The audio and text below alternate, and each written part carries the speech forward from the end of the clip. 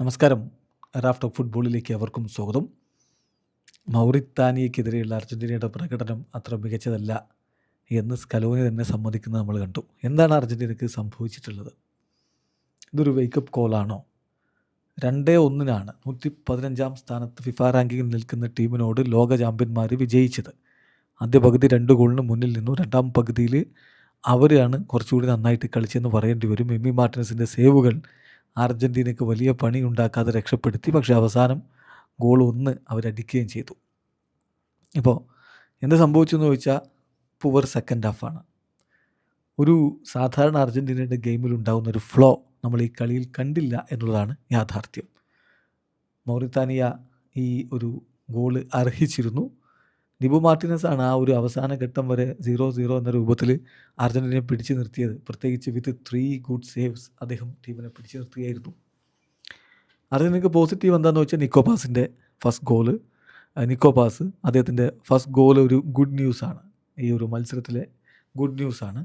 Enzo Fernandez ഒരു attack ചെയ്യാൻ പാകത്തിലുള്ള midfielder എന്ന രൂപത്തിലേക്ക് മാറുന്നു. ചെൽസിയിൽ അദ്ദേഹത്തിൻ്റെ പ്രകടനം നമ്മൾ കാണുന്നതാണ്. ആ ഒരു ബെസ്റ്റ് വേർഷൻ ദേശീയ ടീമിലേക്ക് കൂടി കൊണ്ടുവരുന്നു എന്നുള്ളത് പോസിറ്റീവാണ്. എന്നാൽ ഈ പ്രകടനത്തിൽ ഒട്ടും മികവ് കാണിക്കാത്ത കുറേ താരങ്ങളുണ്ട് എന്നത് പറയാതെ വയ്യ. ഈ മത്സരങ്ങൾ ഇതിപ്പോൾ കളിച്ചിരിക്കുന്നത് മൗറിത്താനിയക്കെതിരെ, അടുത്ത സാംബിയക്കെതിരെ, ഈ കളികളേക്കാൾ കൂടുതൽ ശരിക്കും പറഞ്ഞാൽ ഈ 10 ദിവസത്തെ ട്രെയിനിങ് ആണ് അർജൻറ്റീനയ്ക്ക് ഇമ്പോർട്ടൻ്റ് ആയിട്ടുള്ളത്.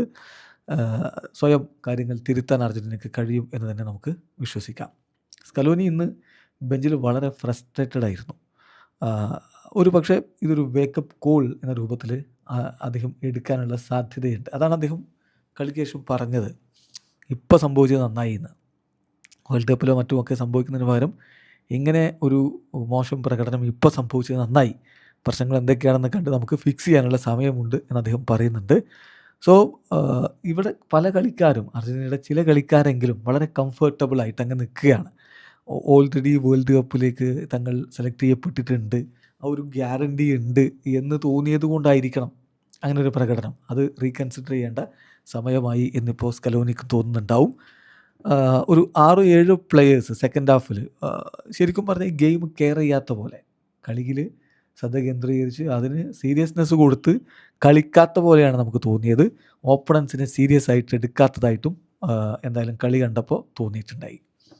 സ്വാഭാവികമായിട്ടും എന്താണ് ഇപ്പോൾ ഇതിനെക്കുറിച്ച് പറയുക എന്ന് വെച്ചാൽ, ഈ ഒരു ഗെയിമിൻ്റെ കോണ്ടെക്സ്റ്റ് കൂടി നോക്കണം. ഇതിപ്പോൾ ഒരു വേൾഡ് കപ്പ് മാച്ചാണെങ്കിൽ തീർച്ചയായിട്ടും അർജൻറ്റീനയുടെ ഭാഗത്ത് നിന്ന് ഇങ്ങനെ സംഭവിക്കില്ല. ഫൈനലിസിമയാണെങ്കിൽ തീർച്ചയായിട്ടും ഇങ്ങനെ സംഭവിക്കില്ല.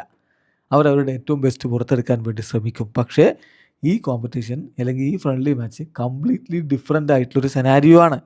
ഇത്തരത്തിലുള്ള ഫ്രണ്ട്ലീസ് വരുമ്പോൾ സത്യം പറഞ്ഞാൽ അത് വേസ്റ്റ് ഓഫ് ടൈമാണ്. ഇങ്ങനെയുള്ള ടീമുകളോട് കളിച്ചിട്ട് പ്രത്യേകിച്ച് എന്ത് ഗുണം എന്ന ചോദ്യം സ്വാഭാവികമായിട്ടും അർജൻറ്റീനയിൽ തന്നെ വരുന്നുണ്ട്. അതിൻ്റെ ഭാഗം കൂടിയായിട്ടാണ് ഇന്നത്തെ കളിക്ക് ലാ ബൊമ്പനേറയിൽ സ്റ്റേഡിയം ഫില്ലായില്ല എന്നുള്ളത്. സ്വന്തം നാട്ടിൽ അർജൻറ്റീന കളിക്കുമ്പോൾ ആളുകൾ കളി കാണാൻ പൂർണ്ണമായിട്ട് എത്തുന്നില്ല എന്ന് പറഞ്ഞാൽ അറിയാലോ, അതിൻ്റെ ഒരു പ്രാധാന്യം വളരെ കുറഞ്ഞ ഒരു കളി എന്ന രൂപത്തിലാണ് എല്ലാവരും എടുക്കുന്നത്. പ്ലേയേഴ്സും അപ്പം അങ്ങനെ എടുത്തു കഴിഞ്ഞാൽ അത് അത്ഭുതപ്പെടേണ്ടതില്ല. ചില താരങ്ങൾ സെക്കൻഡ് ഹാഫിലൊക്കെ റൺ ചെയ്യണ്ട എന്ന് പോലും ചിന്തിക്കുന്ന പോലെ didn't bothered on to run എന്ന അവസ്ഥയിലുണ്ടായിരുന്നു. അപ്പോൾ അതാണ് ഇത്തരം ഗെയിമുകളുടെ ഒരു പ്രശ്നം.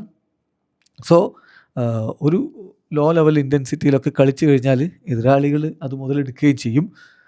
അപ്പം ഇത്തരത്തിലുള്ള ഫ്രണ്ട്ലീസ് കളിക്കാതിരിക്കുന്നതല്ലേ നല്ലത് എന്ന ചോദ്യം വരുന്നതും അതുകൊണ്ടുകൂടി തന്നെയാണ്. സോ എഫ്എക്ക് എവിടെയൊക്കെയോ പിഴക്കുന്നു എന്നുള്ളത് ഓൾറെഡി അർജൻറ്റീൻ ഫുട്ബോൾ പണ്ഡിറ്റുകളൊക്കെ നിരീക്ഷിക്കുന്നതാണ്. ഇപ്പോൾ കഴിഞ്ഞ ഇൻ്റർനാഷണൽ ബ്രേക്കിൽ ആകെ അങ്കോളക്കെതിരെയുള്ള ഒരു കളി മാത്രമാണ് കളിച്ചത്. ഇപ്പോൾ ഫൈനലിസിമ മിസ്സായി. അത് അർജൻറ്റീനയുടെ ഭാഗത്ത് നിന്ന് പ്രത്യേകിച്ച് പ്രശ്നമൊന്നും ഉള്ളത് കൊണ്ട് സംഭവിച്ചതല്ല, സംഗതി ശരി.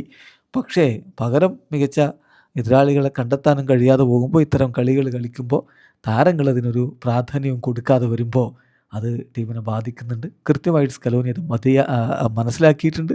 അതുകൊണ്ടാണ് അദ്ദേഹം പറഞ്ഞത് ഇത് ഫിക്സ് ചെയ്തേ പറ്റൂ, പ്രശ്നങ്ങൾ പരിഹരിച്ചേ പറ്റൂ, വരുന്ന കളിക്ക് മികവിലേക്ക് പോകുമെന്ന്. എന്തായാലും ഈ സംഭവിച്ചത് അർജൻറ്റീനയ്ക്ക് ഒട്ടും ആശ്വാസം നൽകുന്ന കാര്യമല്ല, മാറുമെന്ന് തന്നെ പ്രതീക്ഷിക്കാം. വീഡിയോ അവസാനിക്കുന്ന ഫുട്ബോൾ ലോകത്തെ കൂടുതൽ വിശേഷങ്ങളുമായി റാഫ് ടോക്സിൽ എത്താം.